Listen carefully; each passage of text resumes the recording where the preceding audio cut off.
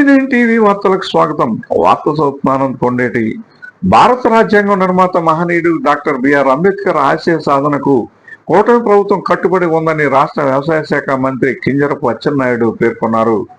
శ్రీకాకుళంలోని అంబేద్కర్ ఆడిటోరియంలో మంగళవారం నిర్వహించిన అంబేద్కర్ 135వ జయంతి వేడుకల్లో ఆయన ముఖ్య అతిథిగా పాల్గొన్నారు. తొలుత అంబేద్కర్ చిత్రపటానికి పూలమాలలు వేసి ఘనంగా నివాళులర్పించారు. ఈ సందర్భంగా మంత్రి అచ్చెన్నాయుడు మాట్లాడుతూ, రాజ్యాంగ నిర్మాత, హరిజన గిరిజన బడుగు బలహీన వర్గాల ఆశా జ్యోతి డాక్టర్ బిఆర్ అంబేద్కర్ గారి యొక్క 135వ జయంతి ఉత్సవాన్ని శ్రీకాకుళం హెడ్ క్వార్టర్లో మనం జరుపుకుంటున్నాం. ఈ కార్యక్రమానికి అధ్యక్షుడు అభినందనలు తెలియజేస్తున్నారు. డాక్టర్ బిఆర్ అంబేద్కర్ గారు ఆయన పుట్టకపోతే, ఆయన రాజ్యాంగాన్ని రచించకపోతే ఇటువంటి దేశంలో పరిస్థితులు ఏ విధంగా ఉండేవో ఒకసారి ఆలోచన చేసుకుంటే మనందరికీ అంబేద్కర్ గారి యొక్క ఇంపార్టెన్స్ తెలుస్తుందని చెప్పి మీ అందరికీ తెలియజేస్తున్నాను. అదేదో ఈరోజు రచించింది కాదు. 75 సంవత్సరాల ముందు అతిపెద్ద ప్రజాస్వామ్య దేశంలో అనేక కులాలు ఉన్నాయి, అనేక మతాలు ఉన్నాయి, అనేక ప్రాంతాలు ఉన్నాయి. ఏ ఒక్క కులానికి, ఏ ఒక్క మతానికి, ఏ ఒక్క పౌరుడికి ఎటువంటి ఇబ్బంది లేకుండా అందరూ సమానత్వంగా ఉండాలి. ఏ సమస్య వచ్చినా ఆ సమస్యకి ఒక పరిష్కారం చూపాలని ఒక బృహత్తరమైనటువంటి రాజ్యాంగాన్ని రాసినటువంటి వ్యక్తి శ్రీ బిఆర్ అంబేద్కర్ గారు అని చెప్పి ఈరోజు గర్వంగా నేను చెప్పగలుగుతాను. ఈరోజు ఒక్కసారి చూడండి, పండగలు వస్తాయి, వేడుకలు వస్తాయి, ఉత్సవాలు వస్తాయి, కానీ కొన్ని ప్రాంతాలకే పరిమితం అవుతాయి.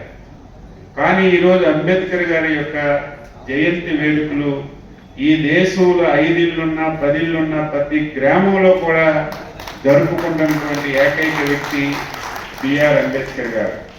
మన దేశంలోనే కాదు, ప్రపంచంలో కూడా అనేక ప్రాంతాల్లో అంబేద్కర్ గారి యొక్క జయంతి ఉత్సవాలు జరుపుకుంటున్నారంటే ఆయన ఒక వ్యక్తి కాదు, ఒక మహాశక్తి, ఒక దైవ సమానుడని చెప్పి ఈ సందర్భంగా తెలియజేస్తున్నాను. అయితే ఆయన ఆశయాలన్నీ కూడా మనందరం ముందుకు తీసుకువెళ్ళడానికి ఈ వేడుకలు జరుపుకుంటామని చెప్పి సందర్భంగా తెలియజేస్తున్నాను. కరెక్ట్గా సంవత్సరం ముందు బ్రహ్మాండమైనటువంటి కాంస్య విగ్రహం మనం ఇక్కడ ఏర్పాటు చేసుకున్నాం.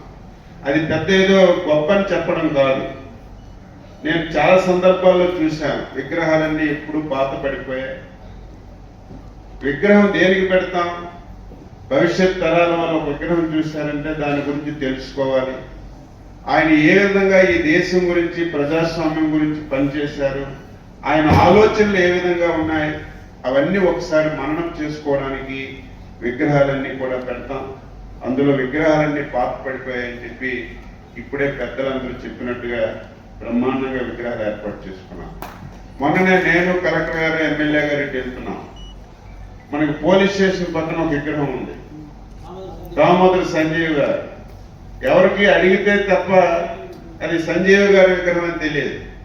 నేనే కలెక్టర్ గారికి, ఎమ్మెల్యే గారికి, మున్సిపల్ కమిషనర్కి చెప్పి నెక్స్ట్ టైం బర్త్డే ఎప్పుడు వస్తుందో చూడండి, ఆ రోజుకి బ్రహ్మాండంగా బాక్స్ తయారు చేసి అక్కడ కూడా ఒక బ్రహ్మాండమైనటువంటి విగ్రహాన్ని ఎందుకు పెట్టమని చెప్పానంటే 6 సార్లు ఎమ్మెల్యే అయినటువంటి నాకే ఆ విగ్రహం చూస్తే ఇది ఎవరి విగ్రహం అని అడిగిన పరిస్థితి వచ్చిందంటే కనీసం ఆ విగ్రహం దామోదర్ సంజీవ్ గారు. ఆయన ఏంటి, రాష్ట్రానికి చేసినటువంటి త్యాగం ఏంటి, ఆయన చేసినటువంటి పనులు ఏంటి 10 మందికి తెలియాలంటే విగ్రహాలు కూడా ఎక్కడికక్కడ ఉండవలసినటువంటి అవసరం ఉంది. దాన్ని మనం రాజ్యాంగం ఎంత మంచిదైందని చెప్పి మనం చెప్పుకోవడం కాదు, ఆ రాజ్యాంగాన్ని అమలు చేసినటువంటి వ్యక్తి మీదే రాజ్యాంగం ఆధారపడి ఉంటుందని చెప్పి ప్రతి ఒక్కరూ కూడా తెలియజేయాలి. రాజ్యాంగం బాగోలేకపోయినా అమలు చేసిన వ్యక్తి మంచి అయితే రాజ్యాంగం మంచి కలుగుతుంది. రాజ్యాంగం ఎంత మంచిదైనా ఎంత గట్టిగా ఉన్నా అమలు చేసిన వ్యక్తి సరిగా చేయకపోతే ఎంత రాజ్యాంగమైనా సరే ఉపయోగం ఉండదని చెప్పి అంబేద్కర్ గారు చెప్పారు. ప్రతి ఒక్కరూ కూడా మాట్లాడుకుంటున్నామని చెప్పి ఈ సందర్భంగా తెలియజేస్తున్నారు. ఈరోజు అంబేద్కర్ గారు ఒక పేద కుటుంబంలో, ఒక దళిత కుటుంబంలో పుట్టి ఈ స్థాయికి వచ్చారంటే అందులో ఒకే ఒక లక్ష్యం ఏమిటంటే ఆయన చదువుకున్నారు కాబట్టి, చదువు బాగా రాణించారు కాబట్టి ఆయన ఈ స్థాయికి వచ్చారనేది ప్రతి ఒక్కరూ కూడా గుర్తుపెట్టుకోవాలి. అందుకే ఎవరు మాట్లాడినా, ఏ ప్రభుత్వం వచ్చినా, ఏ వ్యక్తి మాట్లాడినా, ఏ కుటుంబం మాట్లాడినా, ఏ తల్లిదండ్రులు మాట్లాడినా ప్రథమంగా చదువు గురించే మాట్లాడతారు. చాలా మంది అన్ని పోతాయి, ఆస్తులు పోతాయి, ఐశ్వర్యం పోతుంది, అన్ని పోతుంది, కానీ చదువుకున్నటువంటి నాలెడ్జ్ మాత్రం జీవితంతో ఉంటుంది, మనతో ప్రయాణం చేస్తుంది. చదువు ఉంటే ఏదైనా సాధించగలం అనేది అంబేద్కర్ గారిని చూసి మనందరం నేర్చుకోవాలని చెప్పి ఈ సందర్భంగా తెలియజేస్తున్నారు. మనకి ఆశ్చర్యం కలుగుతుంది. ఆయన రాజ్యాంగం రాసినప్పుడే ఈ సమాజంలో సగం మంది మహిళలు ఉన్నారు. మహిళ లేకపోతే సమాజం లేదు, మహిళ లేకపోతే మానవ జన్మే లేదని మహిళల గురించి ఆ రోజే ఆయన రాజ్యాంగంలో రాసినటువంటి గొప్ప వ్యక్తి అని చెప్పి ఈ సందర్భంగా తెలియజేస్తున్నారు. ఆయనకి ఇంకా చాలా ఆలోచనలు ఉండే. మహిళలకి చదువులో ముందుకు రాణించాలి, ఉద్యోగ అవకాశాలు ఇవ్వాలి, ఆ రోజుల ఆస్తిలో సమాన హక్కు ఇవ్వాలి. ఇవన్నీ ఆ రోజే అంబేద్కర్ గారు ఆలోచన చేసి రాజ్యాంగంలో పెట్టారు. నేనైతే వ్యక్తిగతంగా నేను భావిస్తున్నాను, ఆయన ఆశించినటువంటి ఆశయాలు రేపు 16, 17వ తారీఖు ఫుల్ఫిల్ అవుతుందని చెప్పి నేను భావిస్తున్నాను. రేపు దేశంలో ఒక ప్రధానమైనటువంటి కార్యక్రమం భారత పార్లమెంటులో ఆవిష్కరించబడుతుంది. అదేంటంటే ఎంతో మంది మహానుభావులు ఎన్నో సంవత్సరాల నుంచి ప్రయత్నం చేశారు. అందులో అంబేద్కర్ గారు కూడా అనుకున్నారు, కానీ అప్పుడు సాధ్యం పడలేదు. ఆయన ఆలోచనలు, ఎన్టీ రామారావు ఆలోచనలు, మా నాయకుడు చంద్రబాబు నాయుడు గారి ఆలోచనలు నిరంతరం కూడా మహిళలకు అన్ని విధాలా ముందుకు తీసుకెళ్లాలి. సమాజంలో సగభాగం ఉన్నటువంటి మహిళలు అన్ని రంగాల్లో ముందున్నప్పుడే ఈ సమాజానికి మంచి జరుగుతుందని చాలా మంది చాలా సంవత్సరాలుగా ప్రయత్నం చేసినా సాధించలేకపోయాం. ఫస్ట్ టైం ఎన్డీఏ ప్రభుత్వం, భారత ప్రధాని శ్రీ నరేంద్ర మోడీ గారి నాయకత్వంలో రేపు 16, 17వ తారీఖులో ఈ దేశంలో ఒక కొత్త అధ్యాయానికి శ్రీకారం చుడుతున్నాం. అదే మహిళలకి చట్టసభల్లో 33% రిజర్వేషన్స్ వస్తున్న విషయాన్ని మన ఆంధ్రప్రదేశ్ రాష్ట్రంలో రేపు 263 ఎమ్మెల్యే స్థానాలు వస్తాయి. అందులో 83 స్థానాల్లో మహిళలు ప్రాతినిధ్యం వహిస్తే స్థాయికి వస్తుందంటే ఇది కళా నిజమా? మన కళ్ళ ముందే ఇది ఆవిష్కరించబడుతుందంటే ఆ రోజు అంబేద్కర్ గారి ఆలోచనలు, ఆయన రాజ్యాంగంలో ప్రతిఫలించినటువంటి విషయాలు ఈ రోజుకి అమలు జరుగుతున్నాయని ఈ సందర్భంగా తెలియజేస్తున్నాను. ప్రభుత్వాలు కూడా ఎవరైతే పేదరికంలో ఉన్నారో వారికి అన్ని విధాలు ఆదుకోవాలి. ఎవరు ఒప్పుకున్నా ఒప్పుకోకపోయినా స్వాతంత్రం వచ్చింది 70-80 సంవత్సరాలు దగ్గర అవుతుంది, కానీ ధనికులు ధనికులుగా తయారవుతున్నారు, పేదలు పేదలుగా తయారవుతున్నారు. దీనివల్ల అనేక అసమానతలు వస్తున్నాయి, అనేక రుగ్మతలు వస్తున్నాయి. ప్రతి ఒక్కరూ మాట్లాడుతున్నాం, పేదవాడు ధనికుడిగా తయారవ్వాలి, ప్రతి ఒక్కడు స్వయం ఉపాధి కలగాలి, ప్రతి ఒక్కడు వాళ్ళ కాళ్ళ మీద నిలబడాలని ప్రతి ఒక్కరూ మాట్లాడుతున్నాం. ప్రభుత్వాల నుంచి సహాయం చేస్తున్నాం, కానీ ఆ స్థాయికి మనం చేరుకోలేకపోతున్నాం. ఆ స్థాయికి చేరుకోవాలంటే ప్రభుత్వాల సహాయమే కాదు, మన బాధ్యత కూడా ఉంది, మన నడవడిక కూడా ఉంది, మనం చేసినటువంటి పని కూడా ఉంది అని చెప్పి ఈ సందర్భంగా తెలియజేస్తున్నాను. దానికి ఎన్డీఏ ప్రభుత్వం అన్ని విధాలా సహకరిస్తుంది.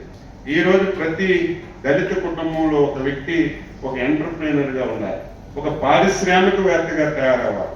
అందుకే అన్ని రంగాలు మీకు ఎక్కడైనా సరే ఒక పారిశ్రామిక వాడుంటే అక్కడ దళితులకి రిజర్వేషన్స్ ఇచ్చి స్థలాలు ఇస్తున్నాం. వారికి ఒక ఇండస్ట్రీ పెట్టుకుంటే వాళ్ళకి పారిశ్రామికాలు ఇస్తున్నాం. ఎన్నో సంవత్సరాల నుంచి బాకీలు ఉన్నటువంటి డబ్బులు కూడా ఇచ్చి వారికి అన్ని విధాలా ప్రోత్సహిస్తున్నాం. దాన్ని కూడా ప్రతి ఒక్కరూ ఉపయోగించుకోవాలి. ఈరోజు మీరు పారిశ్రామికవేత్తలు తయారవడమే కాదు, మీరు ఒక 10 మందికి ఉద్యోగాలు ఇచ్చే స్థాయికి ఎదగాలి. దానికి మనసావాచ కర్మణ ఈ ప్రభుత్వం చిత్తశుద్ధితో పనిచేస్తుందని చెప్పి తెలియజేస్తున్నాం. ఈరోజు విద్యార్థులకి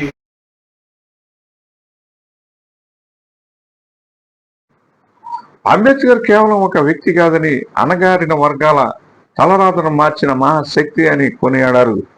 పేద దళిత కుటుంబం నుంచి వచ్చిన ఆయన చదువుతోనే ఏదైనా సాధ్యమని నిరూపించారని అన్నారు. అందుకే ఎన్టీ రామారావు హయాంలో ఎస్సీ బీసీ వర్గాల కోసం పెద్ద సంఖ్యలో రెసిడెన్షియల్ పాఠశాలలు స్థాపించి విద్యా విప్లవానికి నాంది పలికారని గుర్తు చేశారు. మహిళా హక్కుల కోసం అంబేద్కర్ ఆనాడే రాజ్యాంగంలో రక్షణ కల్పించారని, దానికి కొనసాగింపుగా త్వరలోనే చట్టసభల్లో 33% రిజర్వేషన్లు అమలు చేస్తూ ఎన్డీఏ ప్రభుత్వం కొత్త అధ్యాయాన్ని సృష్టించబోతోందని తెలిపారు.